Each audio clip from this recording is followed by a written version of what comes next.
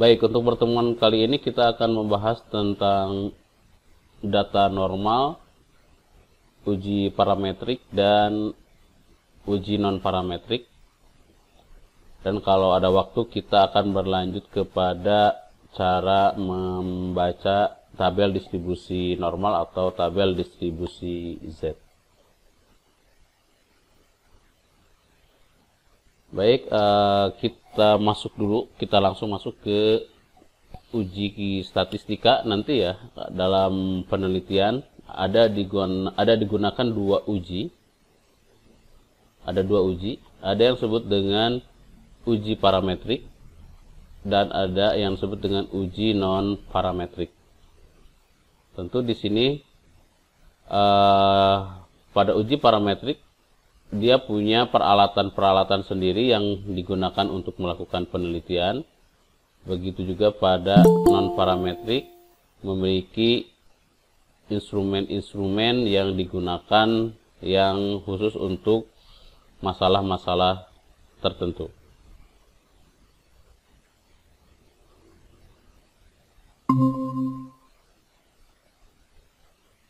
Misalkan kalau Anda nanti melakukan penelitian, misalkan skripsi, kalau kita ingin melakukan penelitian satu sampel, dan ternyata kita mengerjakannya parametrik, maka uji yang bisa digunakan adalah uji T dan uji Z. Sedangkan kalau non parametrik, kita bisa menggunakan uji binomial, uji Ransche atau uji Kolmogorov-Smirnov ya. Begitu juga kalau nanti Anda melakukan penelitian dua sampel saling berhubungan, maka kita menggunakan t-square kalau parametrik, dan kalau non parametrik kita menggunakan uji-uji ini. Ada sign test, Wilcoxon, sign rank test, McNeumar-Cheng test, dan berikutnya ya, Anda bisa baca di sini.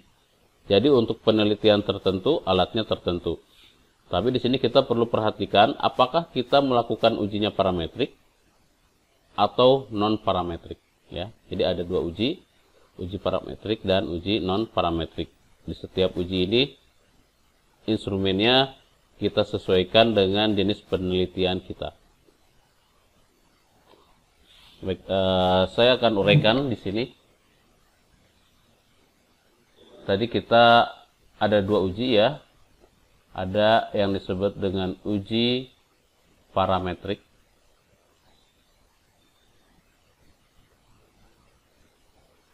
dan ada uji non parametrik.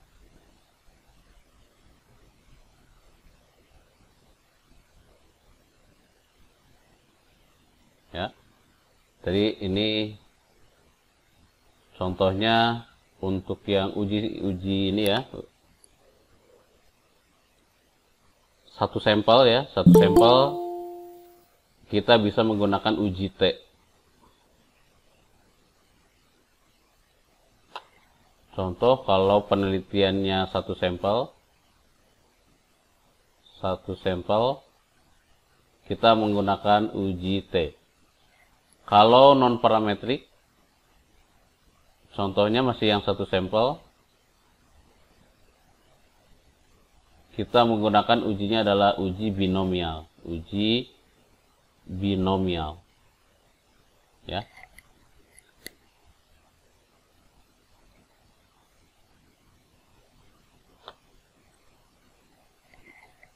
Nah, kalau uji parametrik di sini kita harus melihat ada beberapa syarat yang harus dipenuhi pada uji parametrik ya. Syarat di sini data harus normal. Data harus normal. Ini syaratnya, kalau kita punya data normal, maka kita bisa menggunakan uji parametrik. Kalau datanya tidak normal, ya, nanti kita lihat apa itu data normal, apa itu data tidak normal ya. Ini kita menggunakan uji non-parametrik jika data yang kita miliki data tidak normal. data tidak normal. Ya. Ini ada syarat data normal dan data tidak normal. Terus ada yang lain di sini, syarat yang lain. Di sini data harus interval, ya, jenis datanya harus interval atau rasio. Ya. Kalau yang ujinya non parametrik, syaratnya data nominal. Kalau Anda punya data nominal atau datanya ordinal, ya, maka kita menggunakan uji non parametrik. Begitu juga sama jika Anda punya data interval, mirip dengan yang atas, kan ada interval dan data rasio, ya, data rasio, tapi ini keadaannya datanya tidak normal, ya, data tidak normal, data tidak normal, oke. Nah, kita lihat di sini, ya.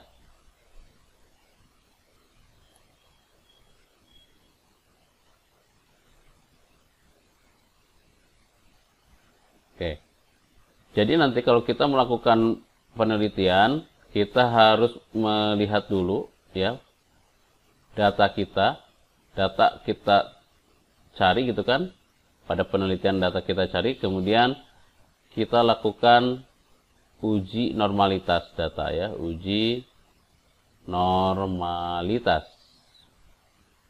Ya, lakukan uji normalitas. Setiap nanti Anda melakukan penelitian, ya, misalkan skripsi, harus diuji dulu apakah datanya normal atau tidak. Perhatikan pada uji parametrik, ya, uji parametrik, di sini datanya harus normal. Ya, yang ini kalau kita melakukan ujinya non parametrik, datanya tidak normal. Berarti nanti kalau kita melakukan uji normalitas, ternyata apakah dia normal datanya atau tidak, ternyata kalau dia normal, iya normal, maka kita menggunakan uji parametrik. Misalkan kalau kita penelitiannya satu sampel, kita pakai uji T, ya, pakai uji T. Kalau data yang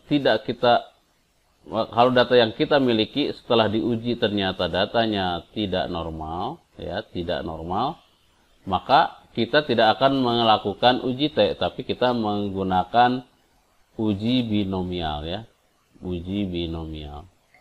Jadi kita harus melihat syaratnya apakah data itu normal atau tidak.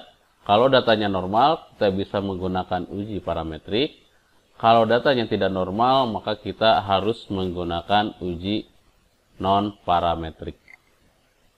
Terus dari penggalian data ini ada 4 jenis data, ya. Ada yang disebut dengan data interval. Terus ada yang disebut dengan data rasio, ya. Ada juga yang disebut dengan data nominal. Ya, ada juga yang disebut dengan data ordinal. Data ordinal. Perhatikan kembali kepada syarat yang parametrik, ya. Kalau Anda ingin melakukan uji T untuk yang misalkan penelitiannya satu sampel dan Anda ingin menggunakan uji T, tadi syarat yang pertama datanya harus normal dulu, ya, memenuhi uji normalitas. Tapi kita harus lihat syarat lain. Syarat lain di sini datanya juga harus interval atau rasio, ya. Interval atau rasio, ya. Jadi kalau nanti Anda melakukan penelitian memiliki data interval, ya, atau memiliki data rasio, kemudian kita uji dan datanya normal, maka Anda dapat menggunakan uji parametrik, ya. Nah, sedangkan lihat untuk yang non parametrik di sini juga dia bisa menggunakan interval atau rasio, tapi ini untuk data yang tidak normal ya. Misalkan tadi Anda mengambil data di lapangan, punya data interval atau rasio, setelah diuji ternyata tidak memenuhi normalitas, maka dengan terpaksa Anda tidak boleh menggunakan parametrik, maka Anda menggunakan uji non parametrik ya. Sekali lagi ya, walaupun datanya interval atau rasio, tapi kalau tidak normal Anda menggunakan uji yang non parametrik, misalkan menggunakan uji binomial ya. Catatan ini ya, interval atau rasio itu jika data interval atau rasionya tidak normal ya.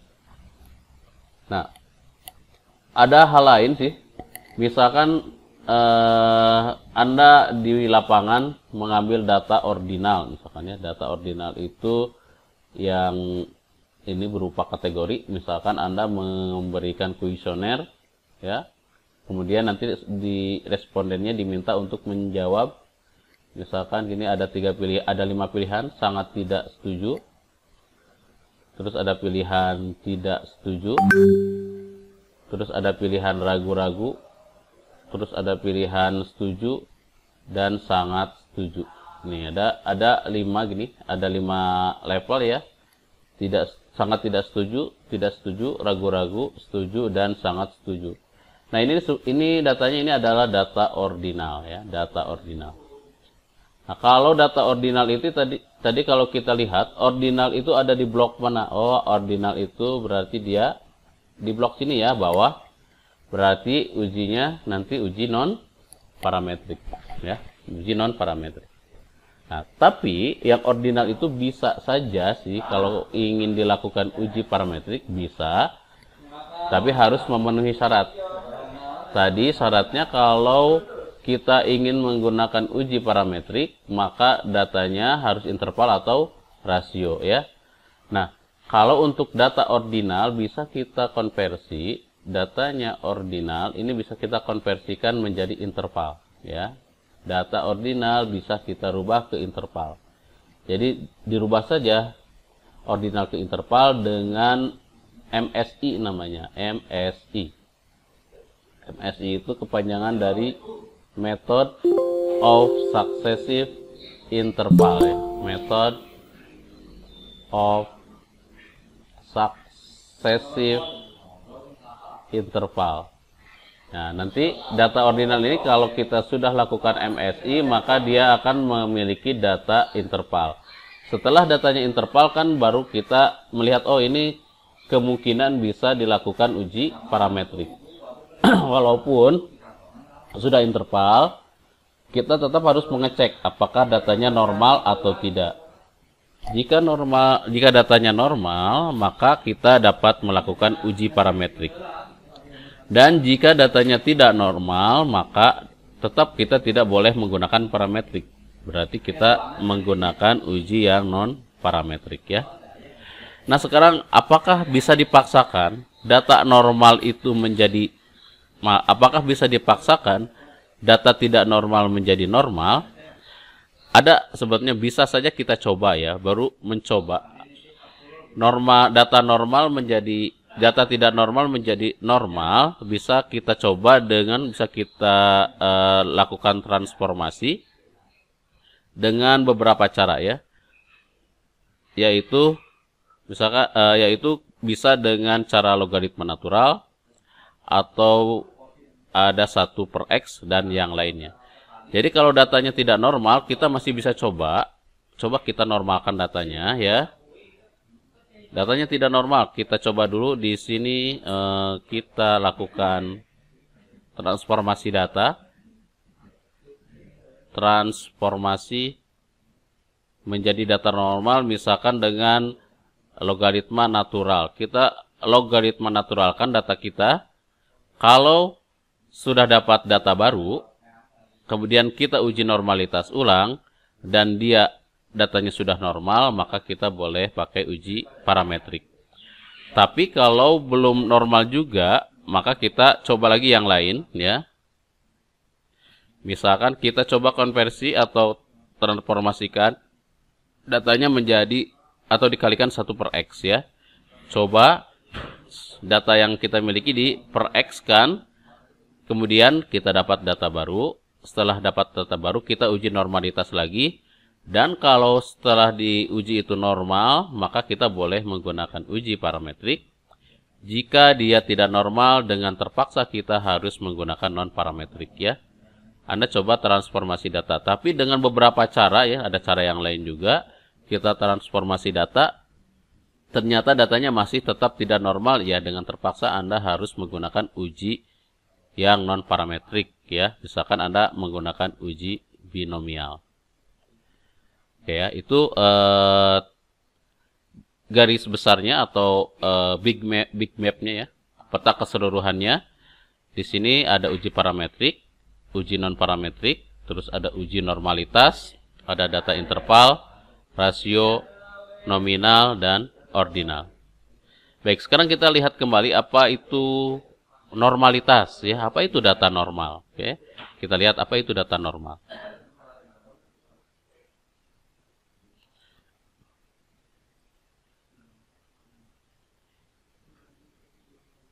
Baik, nih. Apa itu data normal? Data normal adalah data yang memenuhi distribusi normal. Distribusi normal biasa disebut dengan kurva Gauss atau kurva lonceng, dapat diartikan sebagai salah satu jenis distribusi variabel acak kontinu yang berbentuk lonceng atau grafik. Distribusi normal ini dibuat dengan fungsi probabilitas yang kemudian digunakan untuk menunjukkan variasi atau penyebaran distribusi. Sehingga fungsi yang nantinya akan dibuktikan dengan menggunakan suatu grafik simetris atau bell curve. Ya, sekali lagi, jadi yang disebut dengan data normal itu data kalau kita gambarkan grafiknya, dia akan berbentuk lonceng ya, berbentuk lonceng terbalik seperti ini. Ya, data berbentuk lonceng, kalau datanya kita kumpulkan dan digambarkan grafiknya berbentuk lonceng, maka itu disebut dengan data yang normal. Kalau tidak berbentuk lonceng berarti datanya tidak normal. Data lonceng ini didapatkan dari mana? Sebetulnya Anda sudah belajar di sini kemarin-kemarin untuk mencari atau untuk membuat grafik histogram atau diagram batang kan ya. Kita membuat diagram batang kemarin dari tabel distribusi frekuensi ya, seperti ini. Kemudian Anda gambarkan poligonal frekuensinya, kita ambil dari tiap tengah bagian atas histogram ini, kita tarik garis, mendapatkan data seperti ini. Ya, kemudian kalau kita hapus bagian bawahnya, maka akan didapatkan kurva seperti di sebelah kanan ini. Nah, keadaan data normal ini akan terjadi jika salah satunya datanya sangat banyak ya. Jadi kalau sangat banyak di sini berarti si histogramnya balok-balok histogramnya sangat banyak, gitu kan? Kalau datanya banyak, maka kita akan mendapatkan kurva yang lurus seperti ini. Ya, syaratnya kalau ingin memenuhi datanya normal, datanya harus sangat banyak. Kalau datanya sedikit, itu tidak memenuhi. Ya. Nah, sekali lagi, jadi data yang disebut dengan data normal itu data kalau kita gambarkan distribusinya atau kita gambarkan data-data ke kurva, dibuatkan sebuah grafik, maka dia akan membentuk grafik lonceng. Ini dituliskan dalam persamaan matematika seperti yang ada di bawah ini ya.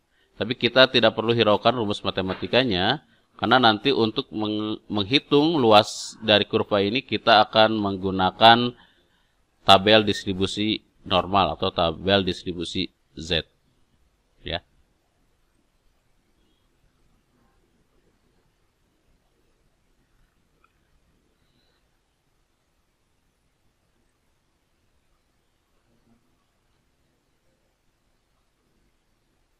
Ya, jadi kembali ke sini lagi.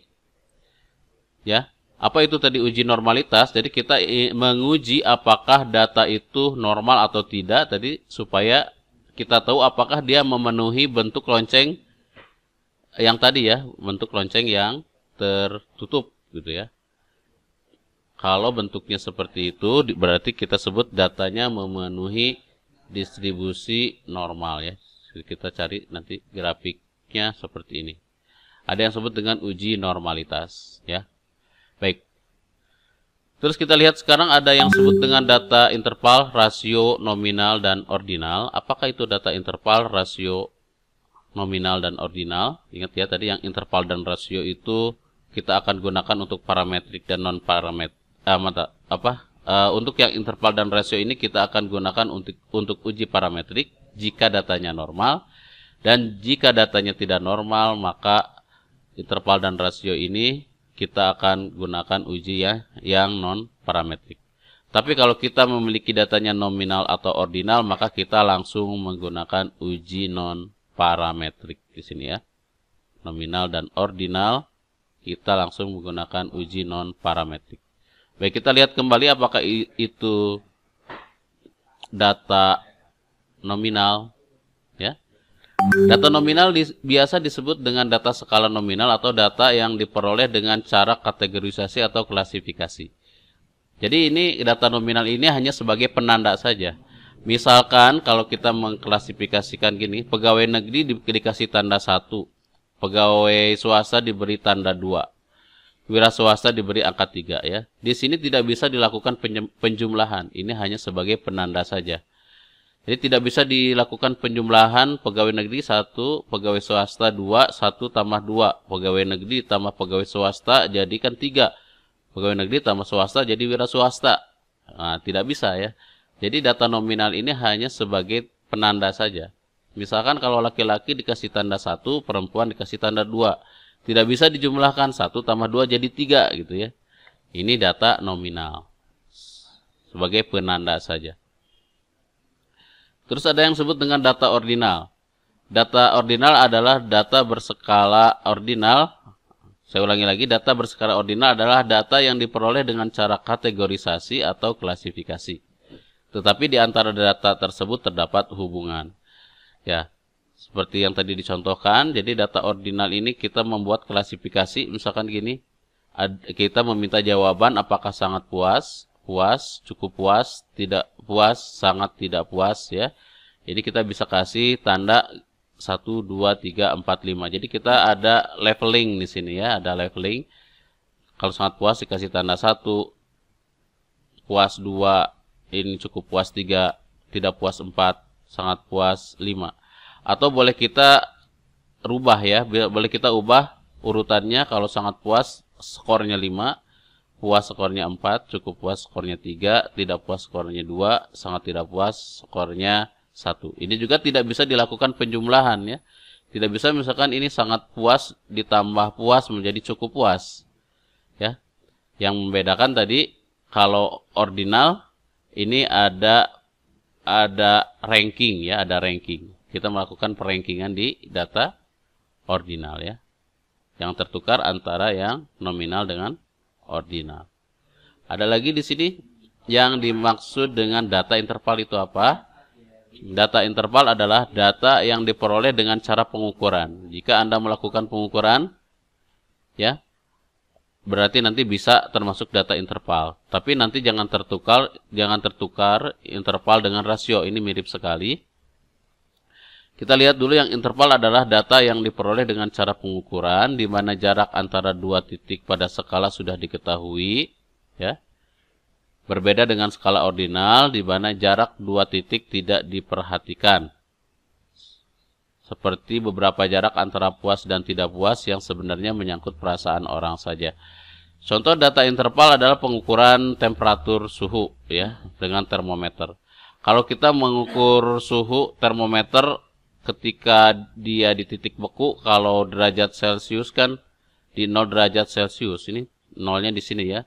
Kalau Fahrenheit, kita menggunakan derajat Fahrenheit itu ketika 0 derajat Celcius itu kan beda. Kita bacanya ketika awal membeku itu di 32 derajat Fahrenheit ya. Jadi di sini titik nolnya tidak absolut ya. Kalau menurut Celcius itu di 0, kalau menurut Fahrenheit itu di 32. Jadi sini beda. Terus kalau yang datanya interval itu boleh kita mulai dari minus ya. Kalau kita ngukur misalkan ini terjadi kenaikan suhu dari kita ngukurnya dari minus 10 mulai dari es ya sampai dipanaskan. Dari minus 10 misalkan sampai plus 50 derajat Celcius. Nanti ini untuk yang interval bisa mulai dari minus. Ya. Datanya bisa mulai dari minus. Apa bedanya yang interval dengan rasio? Ini kita lihat sedikit perbedaannya. Data berskala rasio adalah data yang diperoleh dengan cara pengukuran. Ini sama dengan interval, ini juga dengan cara pengukuran.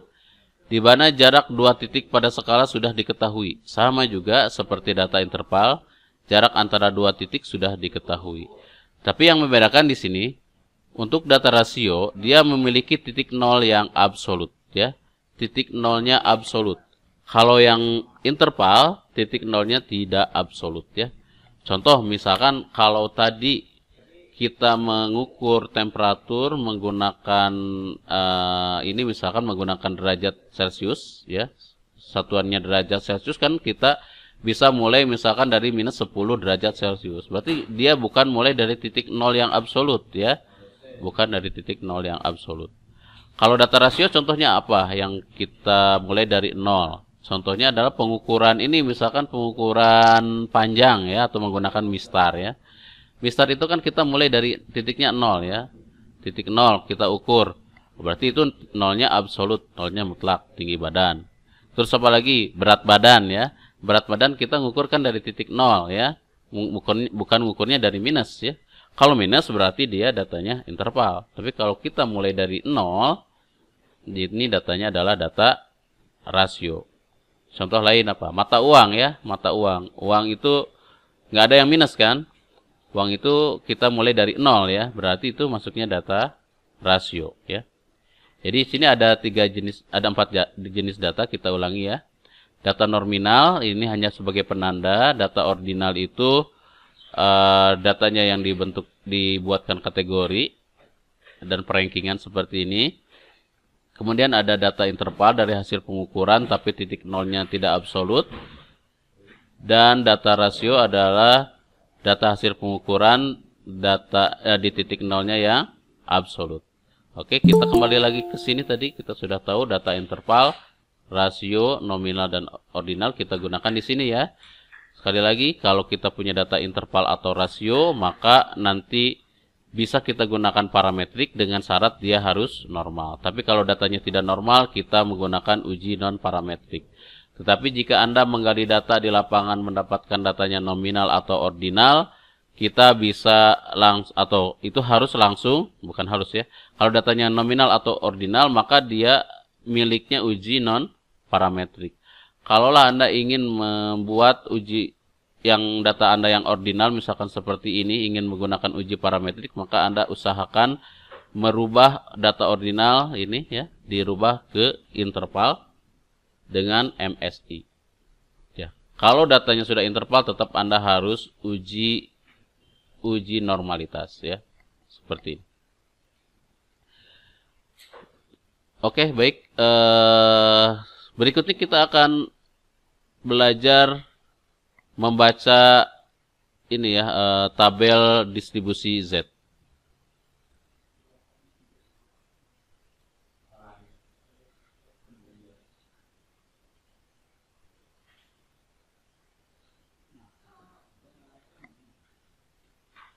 Ya, silahkan di screenshot dulu yang ini.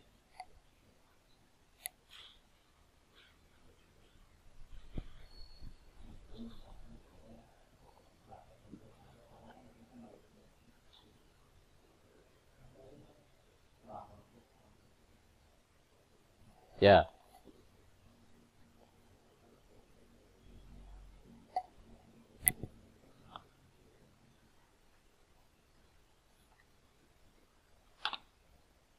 Baik. Sekarang kita bahas bagaimana cara membaca tabel distribusi Gauss atau tabel distribusi normal atau tabel distribusi Z, ya. Distribusi normal atau distribusi Z. Z itu dari kata zero, ya, 0. Atau distribusi Z. Oke. Tadi kita sudah mengetahui bahwa yang dimaksud dengan data normal itu data yang memenuhi grafiknya. Kalau kita gambarkan, dia berbentuk lonceng seperti ini, ya. Loncengnya akan selalu berada di atas garis ini, garis Z, ya, garis Z.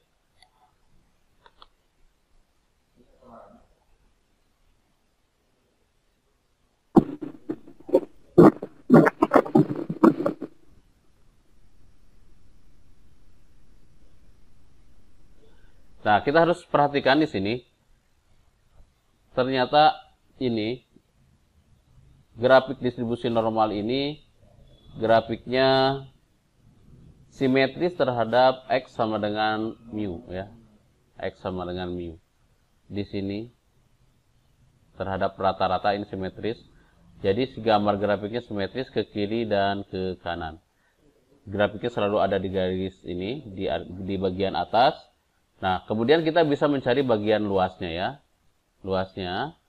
Oh, tapi sebelum luasnya kita lihat dulu. Di tengah-tengah ini kalau kita bagi 2, ini kan 0 ya. Nanti ke bagian kanan ini Z-nya positif. Seperti sumbu kartesius sama juga ke kanan positif. Dan yang ke sebelah kiri negatif sama seperti sumbu koordinat kartesius. Ke kanan positif, ke kiri negatif. Yang lainnya nanti kita sering ditanyakan ini luas grafik ya.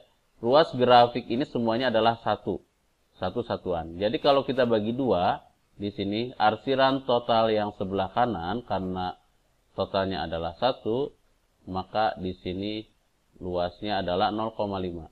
0,5. Terus arsiran yang sebelah kiri sama juga karena setengah dari kurva, maka yang sebelah kiri ini luasnya adalah 0,5 ya, luasnya 0,5.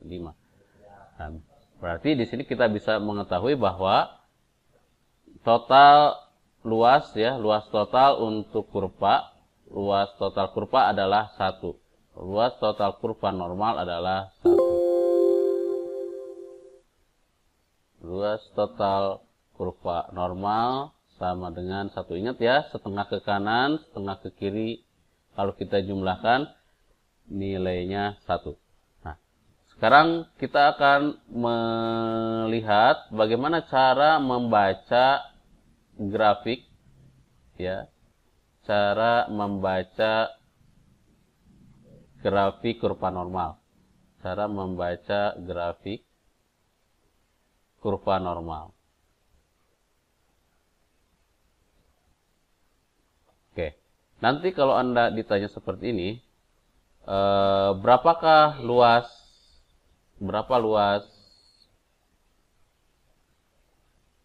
Z sama dengan 1,23. Nah, Anda buka tabel distribusi Z ya. Anda buka tabel distribusi Z. Misalkan seperti ini. Ya, di sini kita punya tabel distribusi Z 1,23. Anda baca yang bagian yang 2 angka dulu di depan ya, 2 angka dulu di depan ini 1,2. Ini pada bagian baris ya, pada bagian baris, dan nanti Anda baca bagian yang angka berikutnya pada bagian kolom ya. Ingat 2 angka itu pada bagian baris, angka berikutnya pada bagian kolom. Sebentar saya perkecil dulu yang ini ya datanya.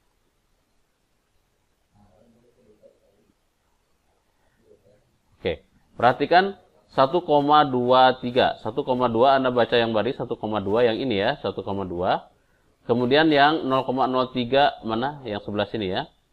Jadi Anda lihat perpotongannya 1,2 ke sebelah sini. Ya, terus 0,03 ke sebelah sini. Ya, jadi ini 1,23. Jadi kita punya jawabannya 0,3907 ya. 0,3907. Jadi di sini luasnya 0,3907. Tapi kita boleh gambarkan dulu, kita gambarin ini posisi Z 1,23 ada di mana ya. Kita gambarkan grafik, ini kan 0 ada di sini, 1,23 ada di sebelah kanannya, 1,23 ada sebelah sini. Berarti Anda ditanya nih, arsiran ini, luas yang ini adalah yang barusan kita baca ya, 1,23, 0,3907.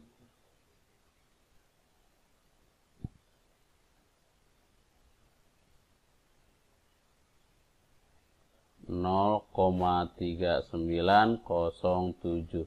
Ini kita boleh berubah ke dalam persen. Berarti kita kalikan 100%. Jadi dapat 39,07%. Oke. Ini soal yang pertama. Soal yang kedua, Anda sekarang diminta berapa luas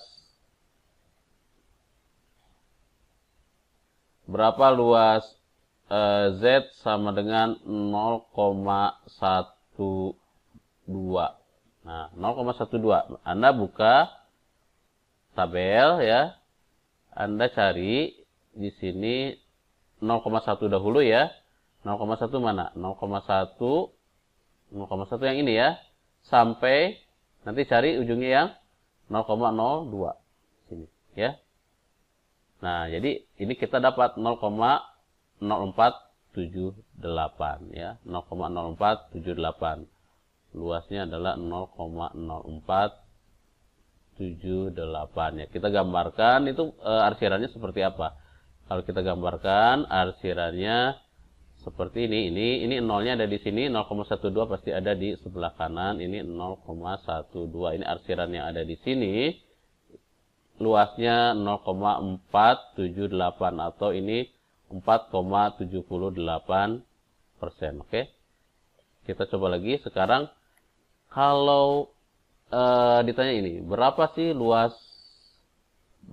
luas Z-nya sama dengan 0,03 ya. 0,03 nanti posisi kurvanya di mana? Tetap itu positif ya, ada di sebelah kanan ya. Ini 0 berarti arsirannya sebelah sinilah ya. 0,03 arsirannya kecil sekali. Ini luasnya berapa ya? Tetap langsung kita baca 0,03. Kita buka tabel distribusi frekuensinya 0,0 kemudian di 3. Ini kita dapat sini ya 0,0120 ya.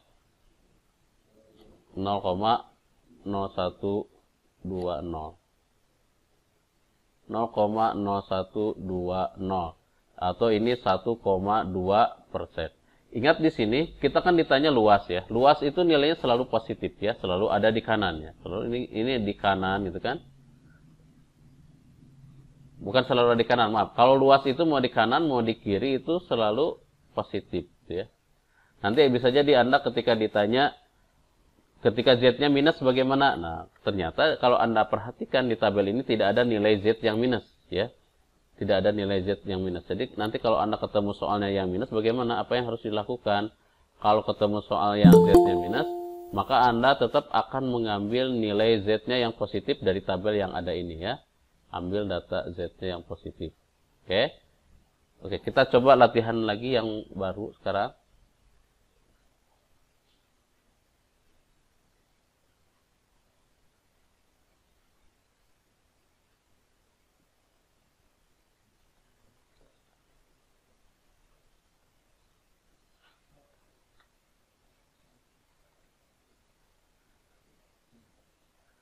Baik, di sini ada soal. Ada soal seperti ini. Anda sekarang ditanya, tentukan luas, ya. Tentukan luas. Tentukan luas. Soal yang pertama. Luas antara Z sama dengan 0 dan Z sama dengan minus 1,25. Oke. Berarti langkah pertama Anda harus gambarin ini posisinya seperti apa ya. Posisinya seperti apa. Dari Z0 sampai minus 1,25. Anda gambarkan kurvanya ya. Gambarkan kurvanya. Nolnya ada di tengah-tengah. Seperti ini. Oh, minus 1,25. Minus berarti ada di sebelah kiri. Lihat sebelah kiri ini. Minus 1,25. Nah, berarti kita disuruh mencari arsiran yang sebelah sini, sebelah kiri 0. Dan kan karena kita ditanya itu luas, pasti jawabannya tetap nilainya positif. Ya, ini luasnya berapa sih? Ya, berarti jawabannya positif. Nah, ini kan Anda ditanya minus. Nah, sedangkan di tabel Anda kan tidak ada nilai minus kan ya? Di tabel kita tidak ada nilai minus. Ya, di sini kita tetap ambil T-nya yang ambil Z-nya yang positif. Tetap ambil atau lihat di tabel, ya, lihat tabel Z positif. Tetap kita lihat tabel Z yang positif, ya. Kita berarti tetap melihat 1,2 dan 5, ya. 1,2 dan 5. Coba nilainya berapa? 1,2 ini, ya. 1,2 ini dan 5 yang ini, ya. Jadi kita dapat 0,3944, ya. Jadi di sini kita dapat 0,3944 atau berapa persen ini? Ini adalah 39,44%. Oke. Soal yang pertama, ya. Sekarang kita lihat soal yang kedua. Soal yang kedua Anda ditanya berapakah nilai Z antara Z sama dengan minus 2,13 dan Z sama dengan 0. Oke.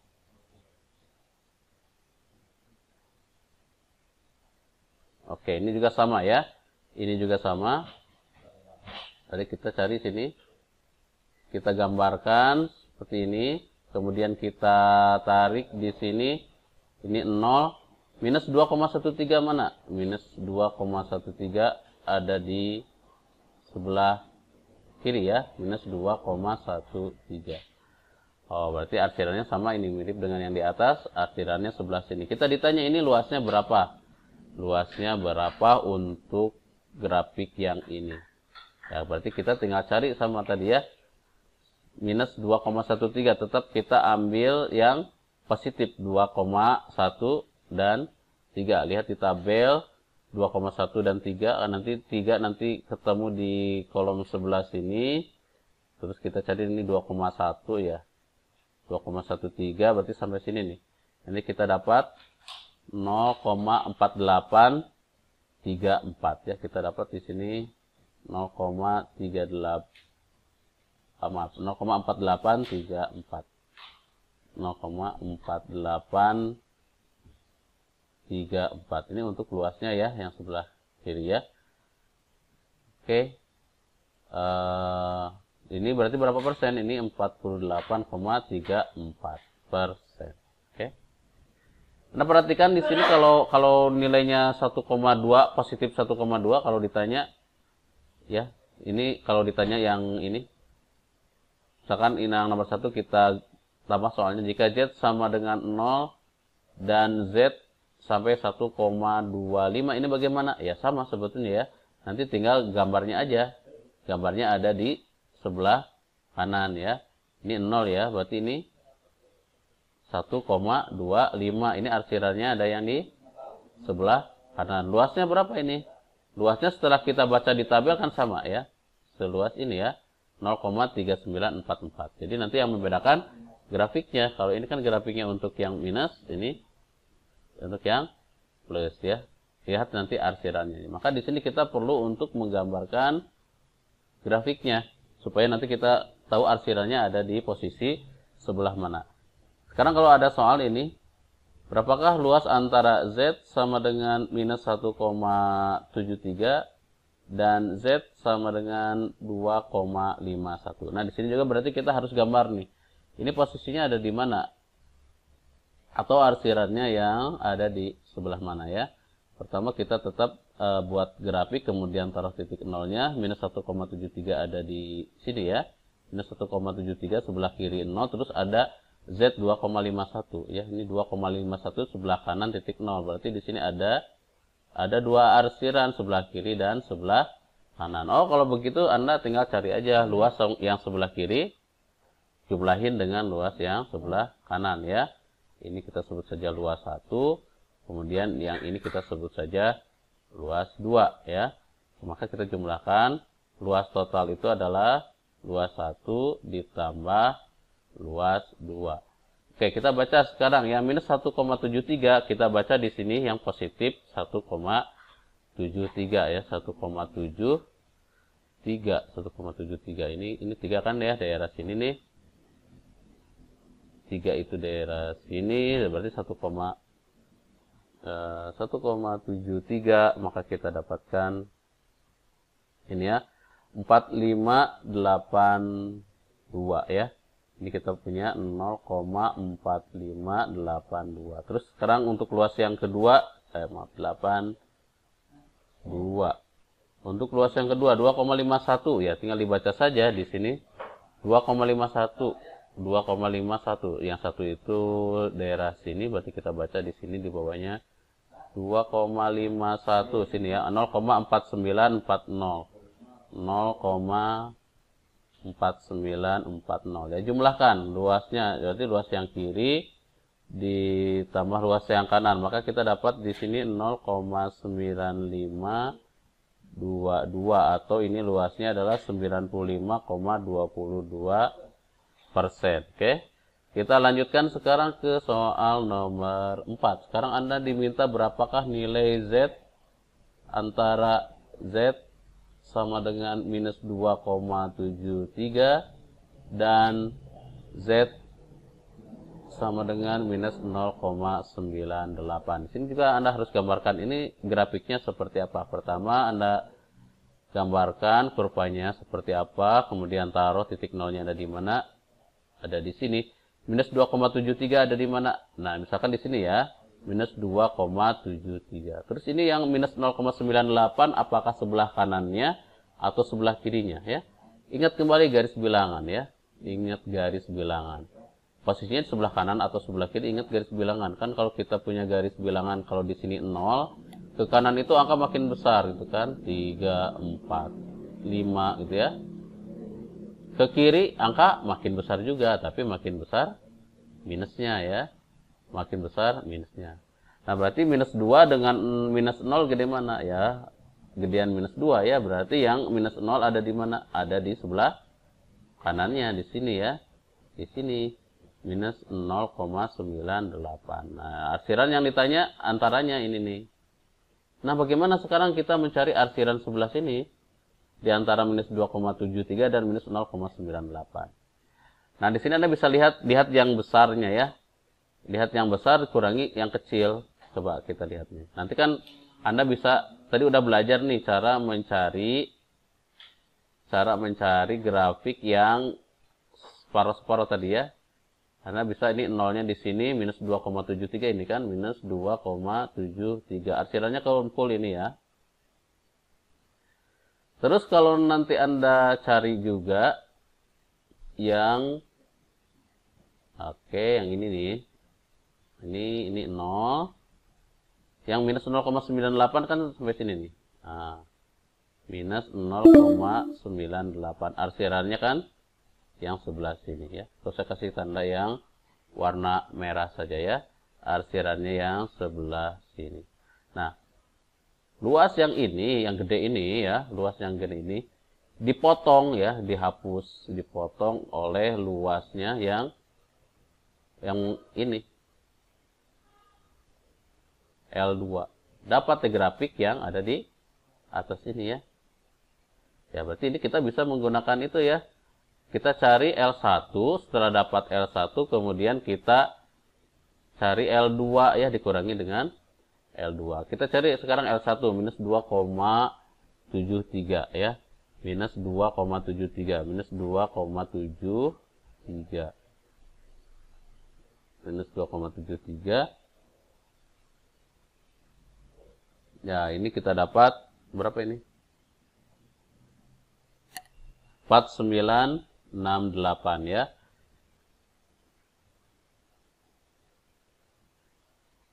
Ini kita dapat 0,4968. Kurangi dengan L2 minus 0,98.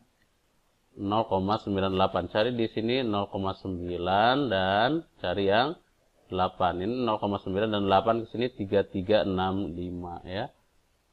3365 dikurangi 0,3365. Maka kita akan mendapatkan 0,1603 atau sama dengan 16,03%. Oke. sekarang kita lanjut ke soal nomor 5. Kita masih ada waktu ya, 8 menit lagi. Oke, apa-apa, kita lanjutkan. Sekarang kita ditanya berapa nilai Z untuk Z-nya lebih besar daripada minus 1,09. Ya, kita harus gambar dulu grafiknya ya, supaya kita tahu ini yang diarsir yang sebelah mana sih. Nah, kita lihat di sini, kita bikin gambar, nolnya ada di sini, di tengah, kemudian minus 1,09 ada di mana? Di sini ya, minus 1,09. Dan kita ditanya yang sebelah kanan ya, karena Z-nya lebih besar daripada, yaitu ya, Z-nya lebih besar daripada minus 1,09. Berarti yang diarsir semuanya ini nih. Semua arsiran ini ya. Semua arsiran. Nah, tapi kan Anda harus ingat tadi di awal itu kita katakan kalau grafik ini separuh ke kiri dan separuh ke kanan, ini ya. Lihat. Separuh ke kiri, separuh ke kanan itu 0,5 0,5 gitu ya. Separuh ke kiri 0,5, separuh ke kanan 0,5, berarti totalnya adalah 1. Nah, jika kita menemukan ini berarti kita udah tahu dong yang ini adalah pasti 0,5 nih ya. Berarti kita tinggal jumlahin aja, maka luasnya keseluruhannya adalah luas yang ini yang kita cari nanti ya. Sebut saja L1 ya. L1 ditambah yang luasnya udah kita tahu nih, full setengah ke kanan itu adalah 0,5.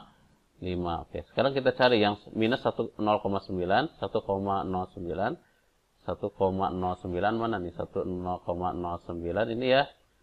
3621, 0,3621 ditambah 0,5. Jadi itu luas keseluruhannya adalah 0,8621 atau sebesar 86,21%. Oke. Oke, silahkan di screenshot dulu.